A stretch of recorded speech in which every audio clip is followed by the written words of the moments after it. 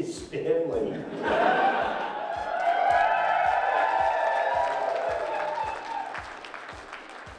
I was lucky enough to work with a lot of great artists who made the stories that I wrote look good. I'm lucky enough to be here at Chillicothe. You may not know this, but I was here 40 years ago, and it looked different, as I remember. I think you put up an extra building or two.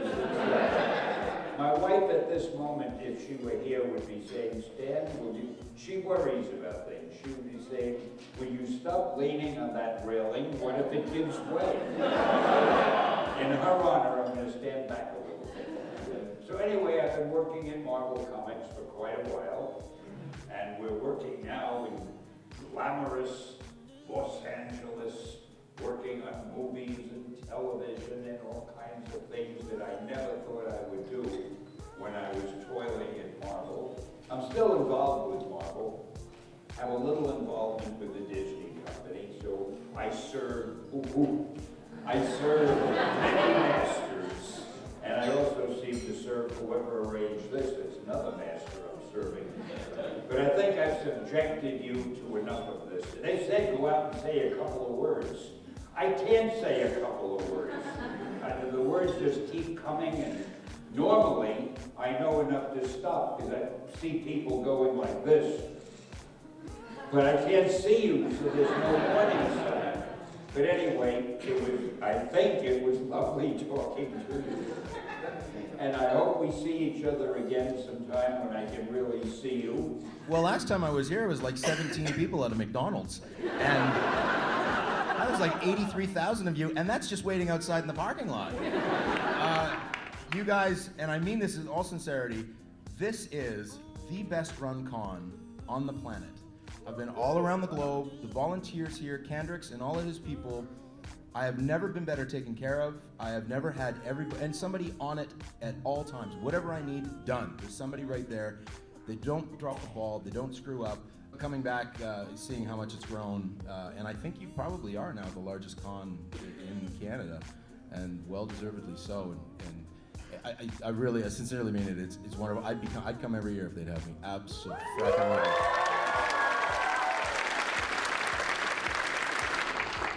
Freddie laugh.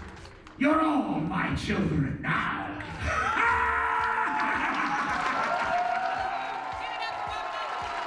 Yeah!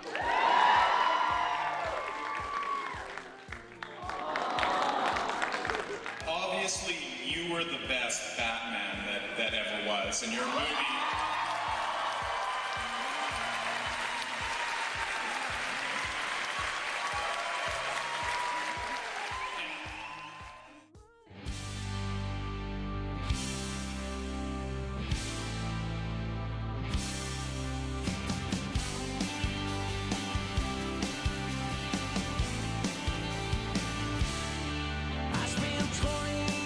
Trying to get out of this place. I was looking for something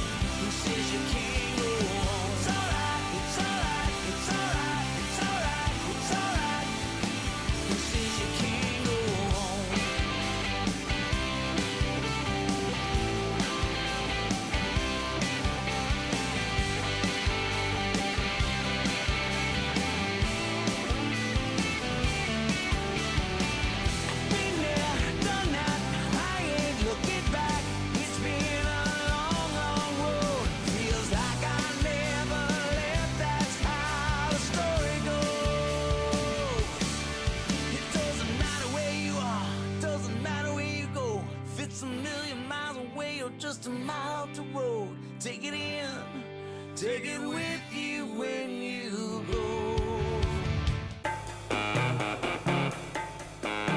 It ain't no joke, I'd like to buy the world a token. Teach the world to sing in perfect harmony, and teach the world to snuff the fires and the liars. Hey, I know it's just a song, but it's spice for the recipe. This is a love attack. I know when our body's back, it's just like any fat. It retracts before impact, and just like fashion, it's a passion for the withered and hip. If you got the goods, they'll come and buy it just to stay in the clique. So don't delay, act now, supplies are running out.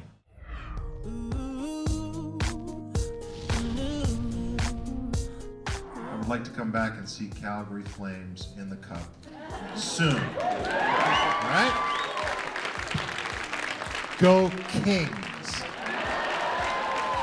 The gold medal game of the Olympics. Young Mr. Jerk Wad Will Wheaton and I had a bet. Loser had to wear the other guy's jerseys for an entire day at a con. So if you come by my table, there's a picture of myself with this unbelievably delighted grin on my face, and Will Wheaton with the poutiest pouty pout face you will ever see in my Team Canada jersey. And so we had a subsequent bet, Canucks versus Kings, and now I'm wearing this flea-ridden, itchy, disgusting, sweat-soaked, but I'm gonna wipe my bum with it and give it back to him at the end of the day. Dad, say your line. Everybody's got a price. Let's make it on, man. Yes, sir. I just wanted you guys to look at the camera while I talk to you. Hi, Aaron. Hi, Aaron. I want to say to the crowd, if you guys have not gone to their tables to spend some time with them, they are fantastic people to talk with. Go visit them. They're amazing. You do have a $15 meeting charge. Yes, sir. I am curious, from Buck Rogers, were you guys allowed to bring home any of the props? Your outfits, your helmets? Do you have anything? Oh, God. I could have had everything. My wardrobe guy came up to me and said, do you want any of this? Do you want any of the props? They actually told me I could have the Starfighter. The full-size Starfighter. And I said, what the hell am I going to do with that? What am I going to put it in the backyard and charge the neighborhood kids 25 cents? I said, no. I said, no, what am I going to do with this stuff? I was going on to other things. I mean, you know, it was a job. I didn't book Rogers. I had no idea I was going to be sitting there 30 years later talking about that show. I mean, I got to tell you, I mean, I'm surprised there's anyone in here. I always am. And I'm gratified that there are people here because obviously the show still has some resonance. And I thank you for that. Thank you very, very much for that.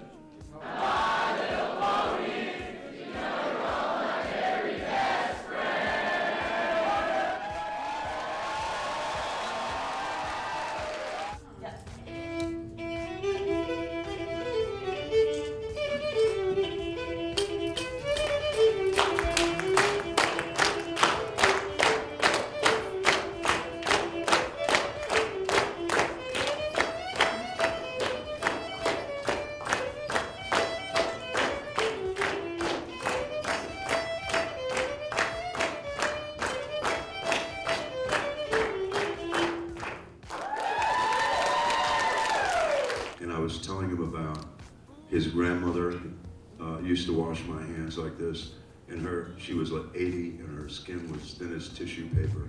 I could feel the bones in her hands, but it was so nice. That almost makes me well up. It's funny.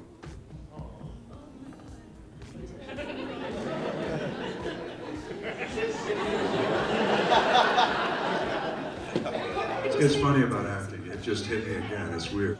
I remember what set me up for that scene. My little boy had glasses, and when they ran him over, his glasses had come off. It's happening again. It's almost like this is why I'm saying you can't say to anybody, what was your favorite movie? Because every experience is significant, and they're all in your body. Every experience we have in our lives is still in our bodies. Believe it or not, I think so. And as I sat down, the person to my right goes, "Excuse me, Are you Kendricks? The promoter, because he's always walking around with a backpack, and I said, no. Then the next guy on the left side of me said the same thing. He thought I was Kendricks, so anyway, that was my gig for the backpack. But that's the backpack I've been wearing the whole time. It says no more questions right now. Oh, well, I think there might be something happening right now. Is anyone backstage coming out for us at all? Hello? Do you have a surprise for us? I think there may be a surprise for us. I'm just trying to see if that surprise is on its way out. Lindsay! Oh, hello, Lindsay. Hey. Oh, Emily. Sorry. Emily. A pretty girl. Come here. It's my first time in Calgary. Give me a break. Okay. We have a card. I'll see you all later.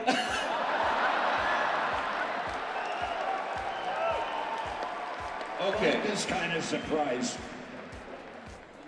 So, Calgary loves you. And we through my Facebook page, the Ask Emily Facebook page, it's okay. I asked the question, if you could say anything to Stan Lee when you meet him, what would you say? I'd say, if I could say anything to me when I meet me, what would I say? Sure.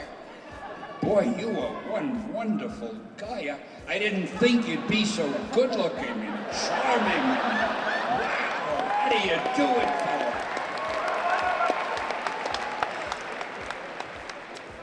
We took all of those responses and we put them into this card. So I didn't say them yet. I know.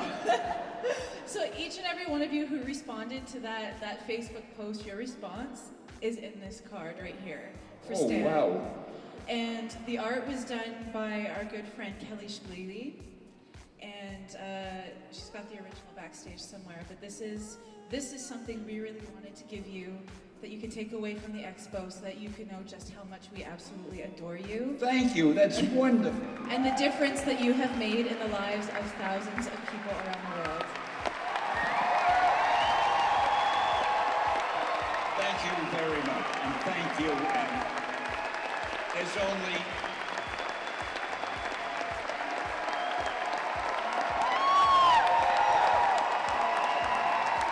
I didn't discover the cure for cancer.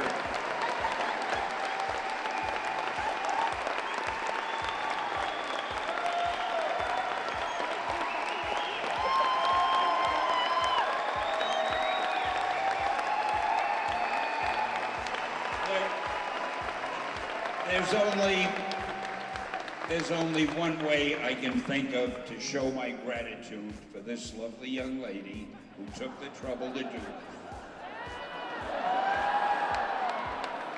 I'm not so dumb. Hey, thank you very much, and thank you, dear. I really love it. I can't wait to go home and read every one of those things. Everybody, let's thank Emily and Mr. Stan Lee for coming out here. Thank you. Yes. And go see Avengers. Is it over? It's over. I was just getting started.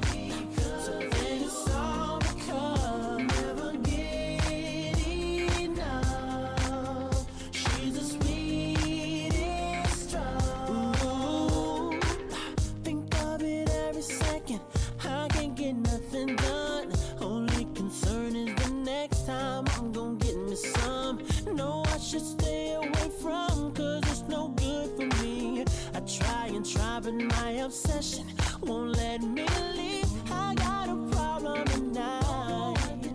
Ooh, even if I did, I don't know if I would quit, but I doubt it. I'm taken by the thought of it. Hey. And I know this much is true, baby. You have become my addiction. I'm so strung out on you, baby, move, but I like it.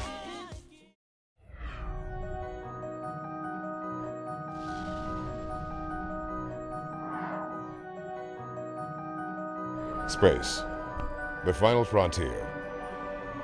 These are the voyages of the Starship Enterprise. Its continuing mission to explore strange new worlds, to seek out new life and new civilizations, to boldly go where no one has gone before. Who do you think would win in a fight, the Galactica or the Starship Enterprise? I would have to say Galactica is too old. Probably the Starship Enterprise, the new one. First thing I want to know is who would win in a fight, the Serenity or the Star Trek Enterprise? I would have to say the Star Trek Enterprise. It has way more phasers and photon torpedoes. Serenity's just a salvage ship, really. Who do you think would win in an arm wrestle, Teal'c or Worf?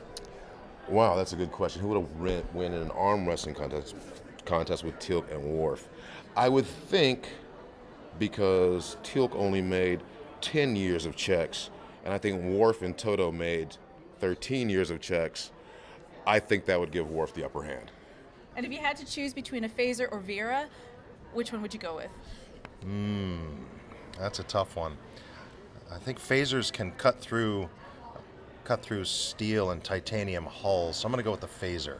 Although Vera's a good, powerful weapon, it's not quite as good as a phaser. You love Vera, though. I do love Vera, but it's if it's a choice between that and a phaser, I'm going to go with the phaser. And out of the entire cast of Star Trek The Next Generation, who do you think would turn out to be a Cylon? Oh.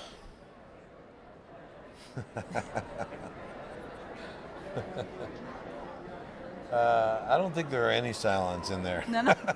No. None of them were Cylons, trust me. And do you think that Mal and Captain Picard would get along if they had to ever work together? No. No. There would be a lot of arguing about which way they should go. That's a very resounding no. Yeah. Who would you prefer to have as your right-hand man, Sol or Commander Riker? Oh, I'd have to stay with Saul. Yeah. Because he is my right hand. Right. I'd have to amputate him to get the other guy. Mm-hmm. He could be my left hand. Mm-hmm.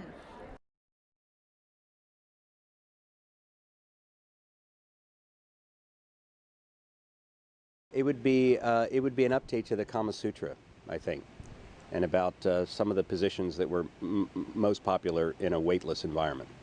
If Teal'c was say on... that name again? Teal'c. Okay. Am I saying it wrong? Teal'c. No, Teal'c. no. Thank you. Okay, so if there was a crossover between Stargate SG-1 and Star Trek The Next Generation, who would Teal'c's love interest be? I think Teal'c's interest, as played by Christopher Judge, would have to be some weird kind of hybrid between Marina and Patrick, because I would be physically attracted to Marina, but Patrick could like do all the talking in my ear, and then we could share head shining tips. Head shining tips. Yeah, you know, Teal'c was bald also. He was bald also. Yeah. That's what does it for Teal'c is head shining tips. Well, that Patrick's character was bald, Bald as well. and my character was bald. We've got a You're lot in really common. making me work for this, aren't you?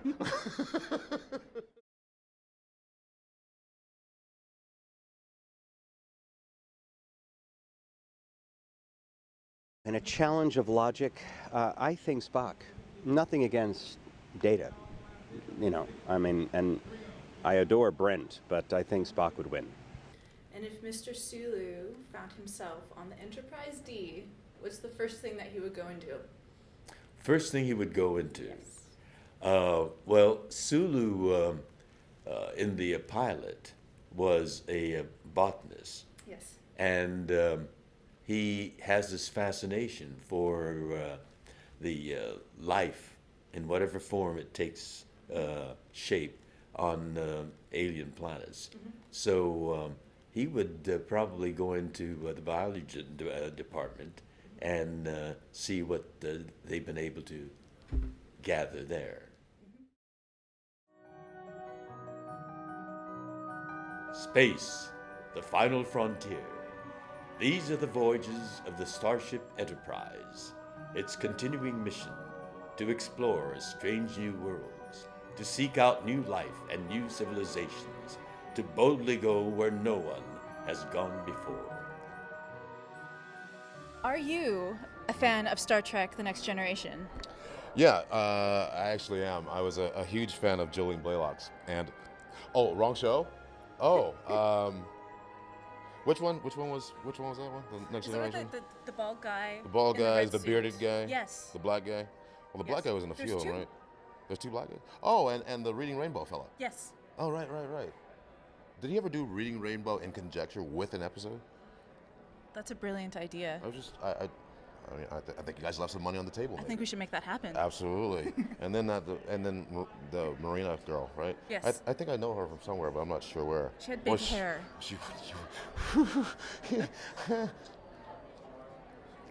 So you were a fan, a little bit. Yes, I actually, Okay. I actually was a fan.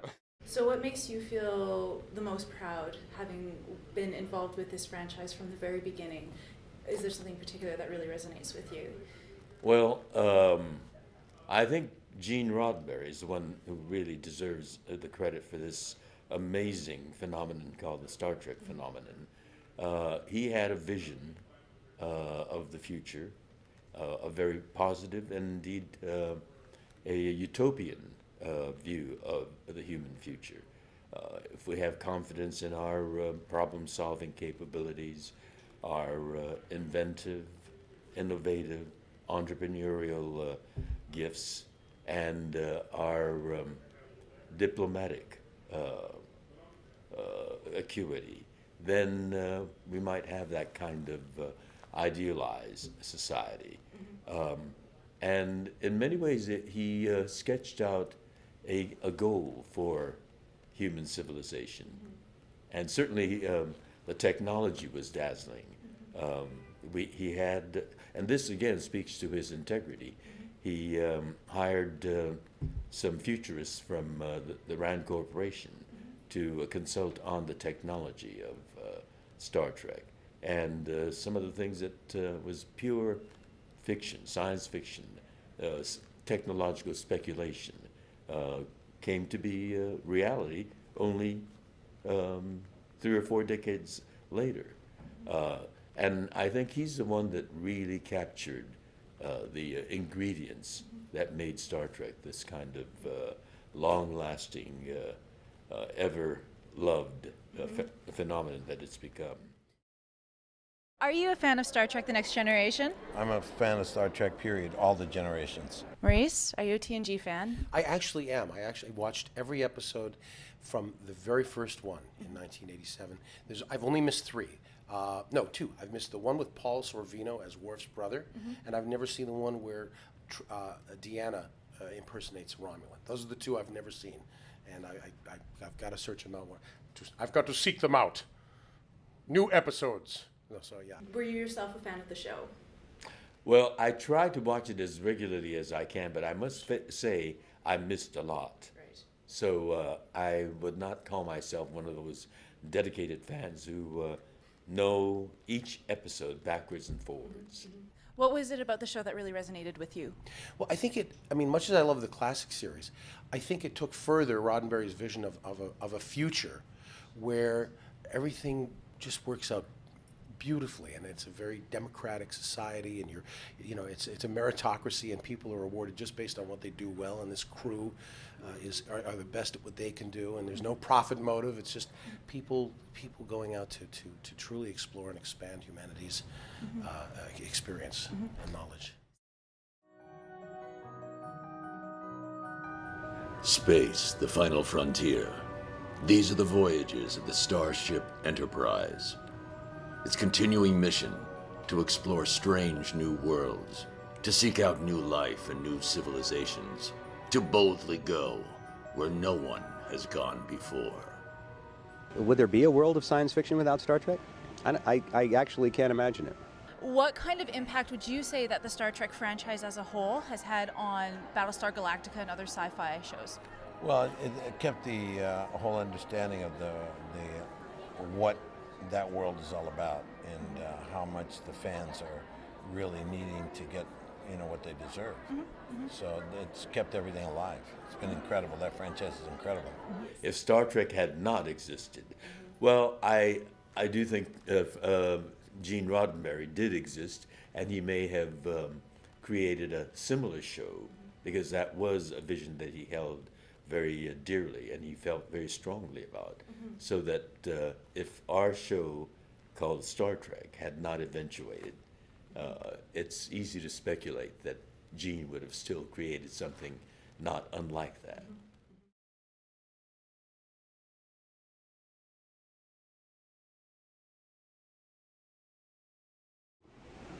Hope. Just that. Hope for a future that doesn't destroy us, that ennobles us and makes us smarter and enlarges our universe. I don't think there's one thing anymore. I think Star Trek is an institution. The whole of it, from the original series to the last series. It's all part of one enormous institution, and just the way you hand down your rooting interest in a sports team from one generation to the next. I think Star Trek has that kind of identity and that kind of following. People embrace it as being part of their lives and part of their identity. And it shall endure so long as, the material that is given them as, is of quality and speaks to everyone as it does now. Space, the final frontier. These are the voyages of the Starship Enterprise. Its continuing mission to explore strange new worlds, to seek out new life and new civilizations. Yes, to boldly go where no one has gone before, so that I can take over their worlds. In a voice-over competition between you and Sir Patrick Stewart, who do you think would win? Well, I don't know. It would depend on the good taste and judgment and the standards of the judges, wouldn't it? I suppose so, yes. And we don't know who the judges are. Space, the final frontier. These are the voyages of the Starship Planet Express. Its continuing mission to explore strange new worlds, make deliveries, to seek out new life and new civilizations, to boldly go where no man, one-eyed mutant, some guy from the past, and a robot has gone before.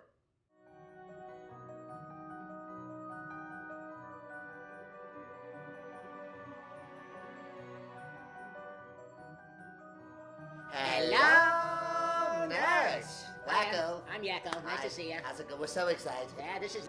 She's going to talk to us about Animaniacs. We're going to have a reunion. You know, it's been a long time coming, folks, and we finally got Yoko to say yes. We're getting back together. That's right. She broke up the band a long time ago, but all is forgiven. Now we feel good about it. I know. She's excited, aren't you?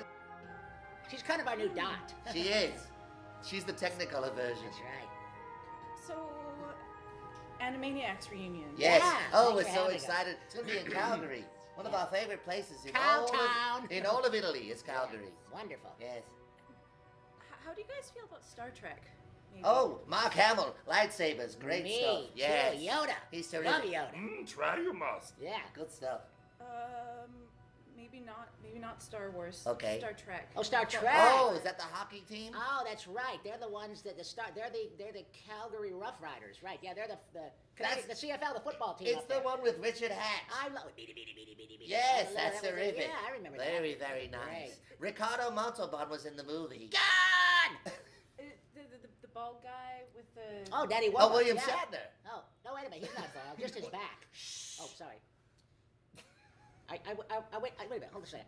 Are we not here to speak about the Animaniacs? Are we confused? Wouldn't be the first time. I wasn't sure how to break it to you. Okay. It's the 25th anniversary reunion of Star Trek: The Next Generation. What the hell's that? What's Star Trek the what?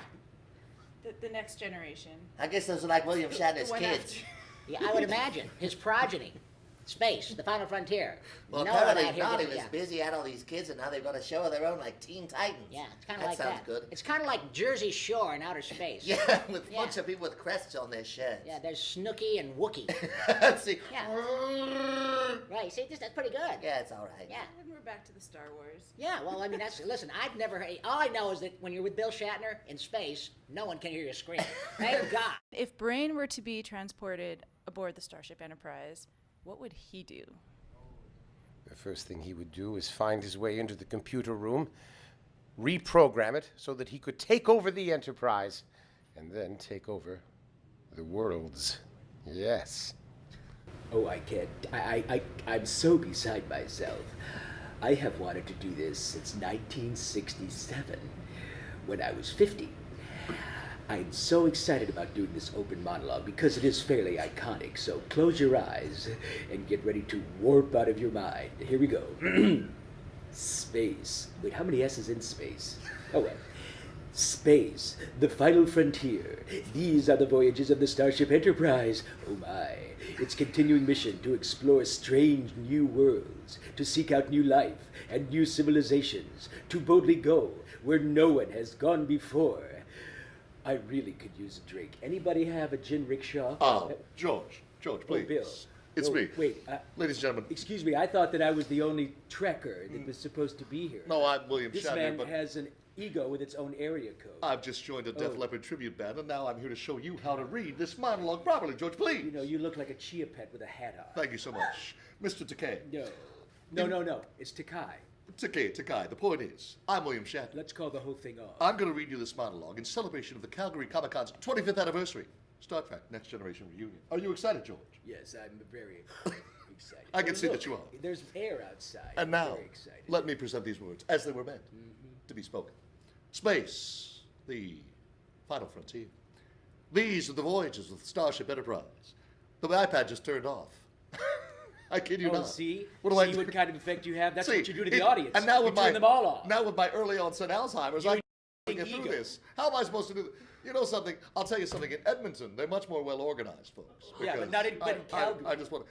But look, I just want to get the girl back in here to adjust things. Look, there she You know, is. Thank see, you. that's what's so convenient about me is that doesn't matter to me. I need a foot rub. Anyway, I'm going to pick it up where we left off. Its continuing mission to explore strange new worlds, to seek out new life and new civilizations, to boldly go where no man has gone before, which I can assure you is not George. Well, man is a strong word.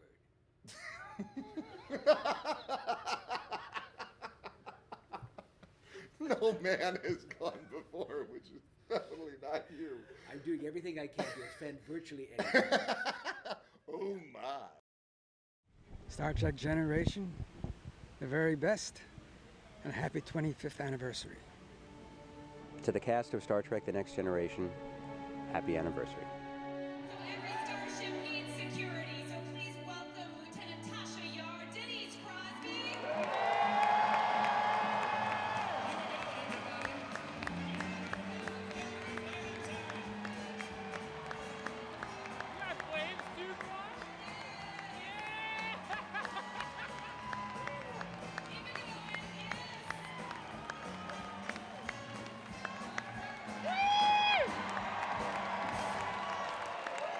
Denise Crosby! Next up, I don't think it's a stretch with this crowd to say that he was easily the most beloved Klingon in the history of Star Trek. Please welcome Commander Worf, Michael Dorn!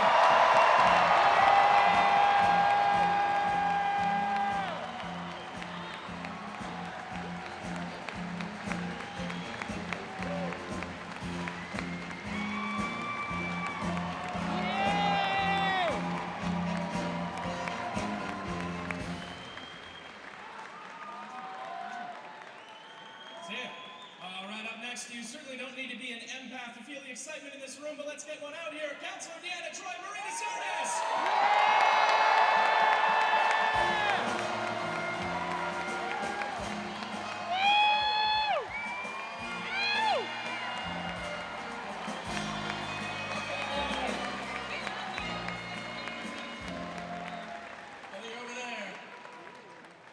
He's the head of engineering and a master of technobabble. Please welcome Doherty LaForge, LeVar Burton.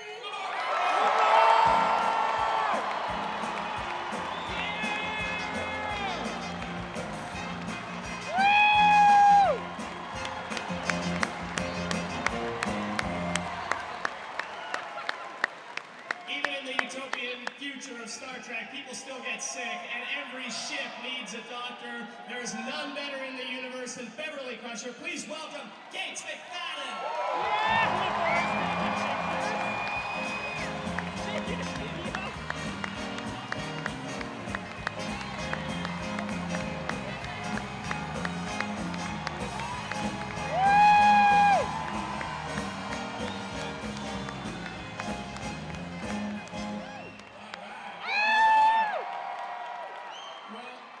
Our next guest certainly wouldn't need a doctor unless he happened to catch a virus. Ugh. Please welcome Lieutenant Commander Dana Brett Spiner.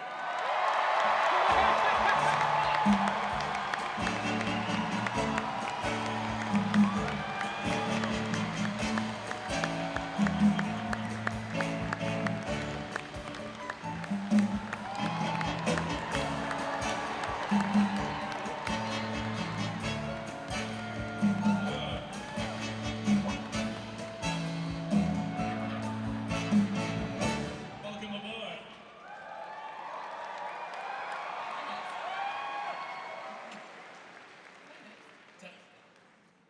He may have been the youngest member of the crew, but he constantly saved the ship. Please welcome Wesley Crusher Will Wheaton.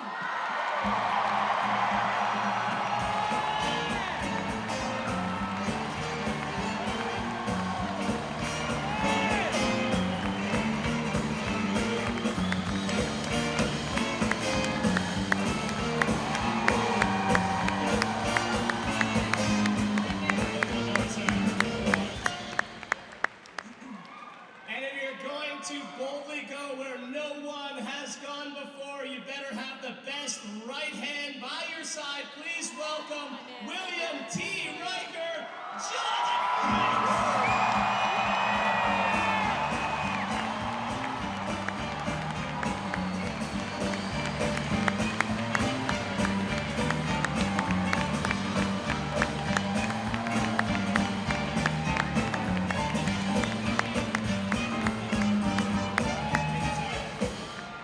Well, it seems we have but one person left to introduce, and given that Calgary is our home, who better to introduce our next guest than Emily Expo on her birthday?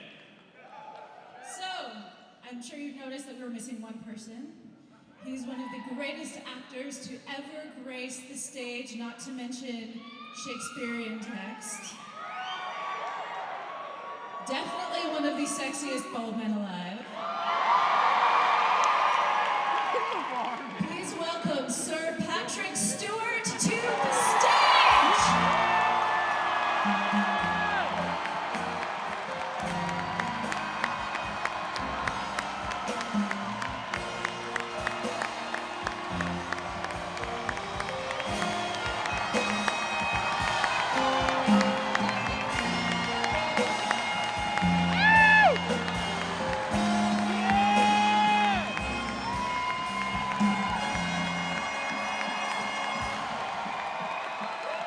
History in the making! Look at this, folks.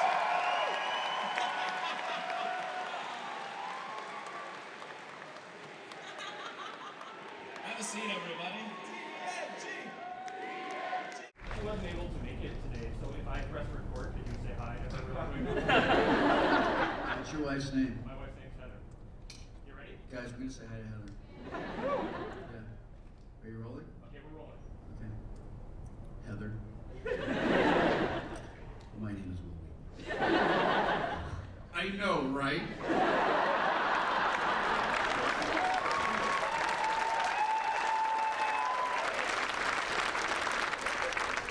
I'm here with the audience that follows me everywhere, which is what happens when you're a big deal like I am.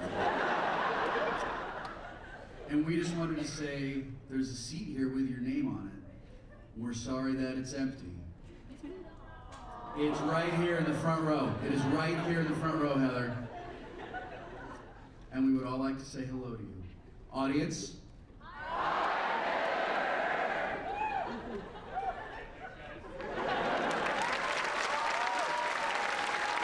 So the question has to do with reading Rainbow, because I was huge into reading Rainbow.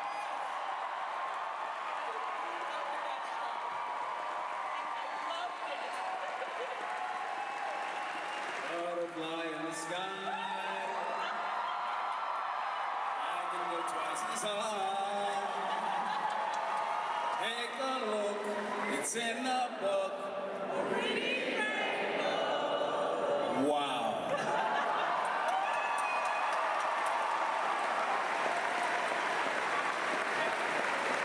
Yeah, that was lovely.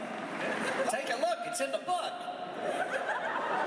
But you don't have to take his word for it.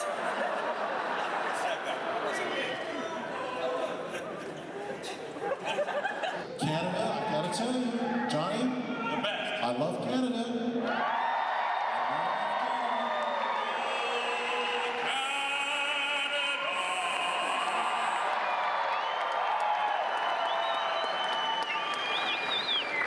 Canadians are nice, aren't they? They're all so nice. They're so nice. I like Americans, but nice. They're nice. Americans can be not nice at times. Nicest people in the world are in Canada. And I figured out when you were English, we sent the criminals to Australia, the bloody the religious fanatics to America, where they're still going strong, and all the nice people came to Canada. Adversary from Star Trek: The Next Generation? Was there any race? Was there any rival in particular?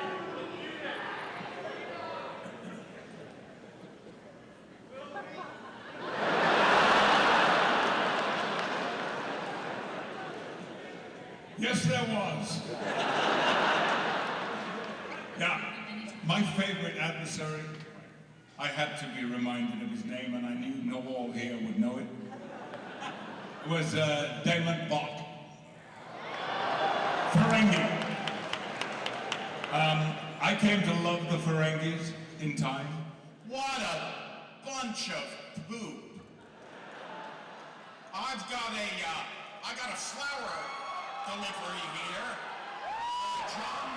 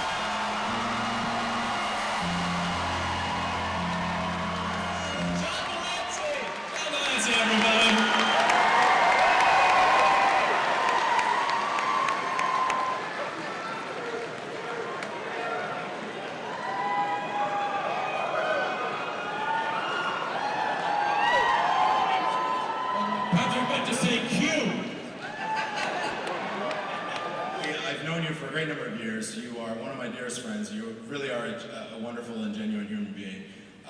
God, it hurts to say that. And being on Battlestar, I understand the ensemble cast. I understand the ups and downs. I was a huge pain in the on that show sometimes.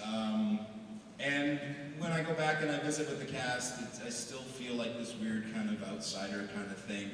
It's been a long time since you've sat up there with these people that you called friends so many years ago, that I know you have a genuine affection for. What does it mean to you now to be sitting up there with these, well, wonderful people?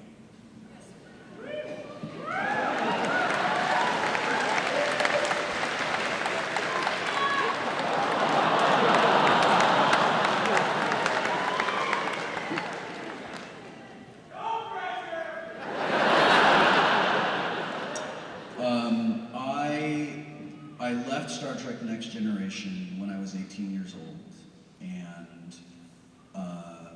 and initially I thought that it was a really smart business career move. And in some ways it was, and in more ways it wasn't. And what I was unprepared for was how much I was going to miss the people that are on this stage, and how much I was going to miss the spacesuit that I hated wearing, and the helmet hair that I couldn't stand putting on every morning. And after I left the show, you know, being 18 years old, I was just sort of like, I'm gonna go into the world and do my own thing, and I didn't see anybody. And then that went on for a while, and I told these guys this when we were having dinner tonight. After that ended, I just felt really ashamed of myself. And I felt like I just couldn't go to the set. And I felt like I couldn't look them in the eye. I felt like I didn't have the right to invite them to my wedding. And years after that, I sort of saw them at a few conventions, and I just, I tried to sort of like say, look, I just apologize for being a kid. And to a person on the stage, everyone said, yeah, you're a kid. You were always welcome. You were always part of us. To be here tonight, for me, it's very, very much for me, it's like coming home.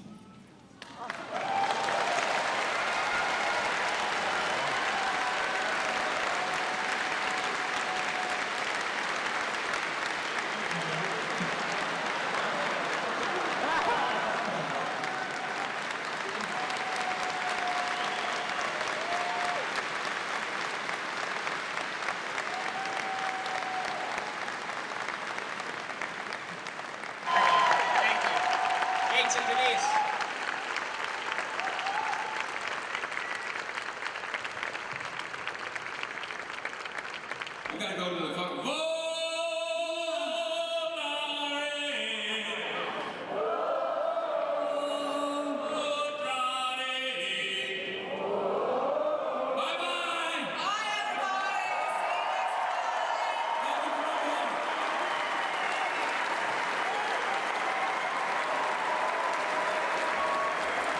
I'm glad you were here. I really am. This was really fun. Thanks, everybody. Thank you guys. For your time, your energy and attention. We'll see you tonight if you're here. Right? They're going for a drink. Don't you believe a word of it?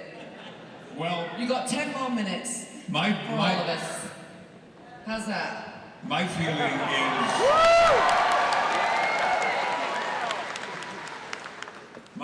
is that what LeVar has just expressed sums up the very core of what we did and why we are here, and that John should join us. The other absent member of this group has joined us, makes it seem perfect. And that is a note on which I am very happy to pull down the curtain. Yes, I'm here. All right. Thank you guys so much.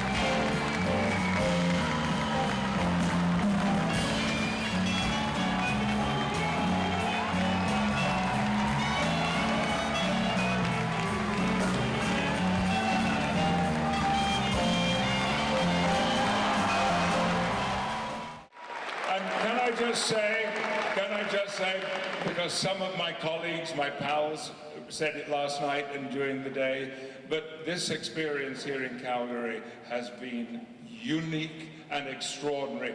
Thank you for your generosity and your kindness.